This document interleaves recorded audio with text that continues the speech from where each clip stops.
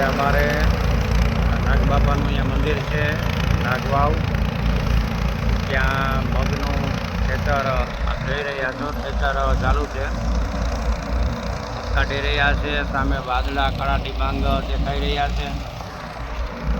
આ ખેડૂતોની હાલત છે, અને છતાંય પણ હિંમતથી ચારે બાજુ આપ જો હજુ મગને વાવેતરો બાજરાને બધું ઊંડામાં ચારે બાજુ ખેડૂતોના જો અત્યારે અમુક કાઢ્યા છે અને અમુક વાઢે ને બધું કામ ચાલુ છે. આજના 35-40 ડિગ્રીના તાપમાનમાં માણસો જોતોમાં કામ કરી રહ્યા છે. પરસેવાની આને કમાણી પરસેવાની કહેવાય, અને પરસેવાની કમાણી હોય ને એ ઘરમાં રધી આપે ઉડે નહીં.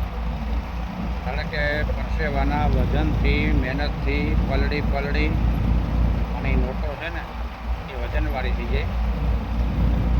એ લોકો મૂલે જાય ને પેલા 300 કે 400 રૂપિયાને મૂલ મળે, પણ એની કિંમત થાય એના મનમાં, અને પવનથી પણ ન ઉડે. બાકી અંડીથીના કે ક્યાંયથી ખોટા રૂપિયા એવા હોય ને થોડા હોય એટલે 2-5 દિવસ થાય ત્યાં ઉડી જાય ઘરમાંથી. પણ આ મહેનતનો રોટલો છે ને, રામે દીધો છે મને રોટલો ખવડાવીને ખાવ, એના જેવો આ મહેનતનો રોટલો છે. તમે જો આ અસહ્ય તડકાની અંદર આની મહેનત તો જો તમે. આજે ઘણા લોકો એમ વિચારતા હોય કે ભાઈ ઘઉં 500-600 રૂપિયાના મણ મોંઘા પડે ને બાજરો મોંઘો પડે ને, એ બાજરાની વચ્ચે કરીને ડુંડા વાઢવા એ અસહ્ય કલ્પના બહારની વાતો છે. તો આ લોકો મહેનત કરી શકે ખરેખર તો. મોંઘું તમને નથી પડતું, મોંઘું તો આ લોકોને અત્યારે પડે. એટલે બીજા ખર્ચા ઓછા કરો, અને આ બધી સાચી વસ્તુ છે. આ મગ જોઉં તમે, મગ તૈયાર થઈ રહ્યા, બિલકુલ દવા વિનાના છે, જો આધારિત. આમાં હાલ પણ સારો છે, અને બિલકુલ ઈયળ આવી જ નથી, જીવાત આવી નથી. નહીંતર આ વખતે અમારે કે પેલી કંસારી ને જીવડા ને ચૂસિયા ને ઘણું બધું લોકો છાંટતા હતા, છતાં હીરો મરી નથી ને અમે હીરા આવી નથી. એનું કારણ એ છે કે આ મગને વાવ્યા હતા પણ અમે બળદથી. ત્યાં સુધી મળીએ અમારા રામને લક્ષ્મણ જો મોજથી કાંઠે બેઠા નિર્ણય કરી રહ્યા છે. વાત જોઈ કે મગ નીકળેલા હમણાં ગાંઠું ભરીને પકડાડી. આની આગળ ટ્રેક્ટર શું કરે, 1.5 કે 2 ખાંડીનું કદાચ ગાંઠું ભર્યું હોય ને તો પાછો પગ ન ભરે.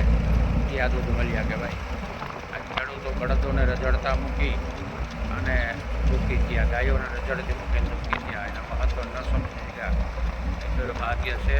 અને હજી આ મહામારીઓમાં જો હમણાં સાંભળ્યું કે અમદાવાદથી પાછો કોરોના ચાલુ થયો.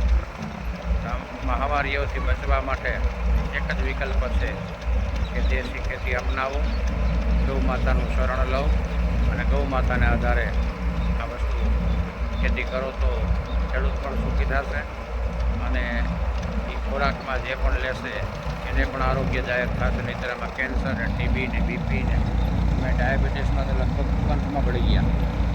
આનાથી બચવા માટેનું એક જ શરણ છે, જે ગૌ માતા. અને બીજી વાત એ કે આ ધરતી માતાના ધાવણનો હિસાબ ન કરાય. જનની જન્મભૂમિ સ્વર્ગથી મહાન છે. કોઈ વાર ઓછું થાય તો કોઈ વાર વધુ આપી દે, પણ ધરતીના ધાવણનો હિસાબ ન હોય, માતાના ધાવણનો હિસાબ ન હોય, એ અકલ્પનીય. એનું ઋણ માણસ ક્યારેય ચૂકી શકતો નથી.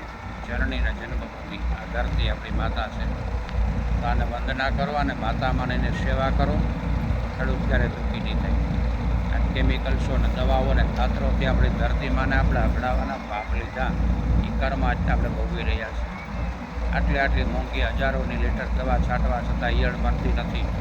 તો આનું કારણ શું? આપણે જ આમંત્રણ આપ્યા હતા ને. આ જો આ મગ પાથરા જોવાનું ફાલ જો, આની અંદર બિલકુલ કેમિકલ્સ દવાને છટાણી, છતાં પણ જોવામાં ક્યાંય પણ ઈયળ નથી, જીવાત નથી. એટલે આ વસ્તુ મહાન છે. જય ગૌ માતા, જય ધરતી માતા, જય પ્રકૃતિ માતા, ભારત માતા કી જય.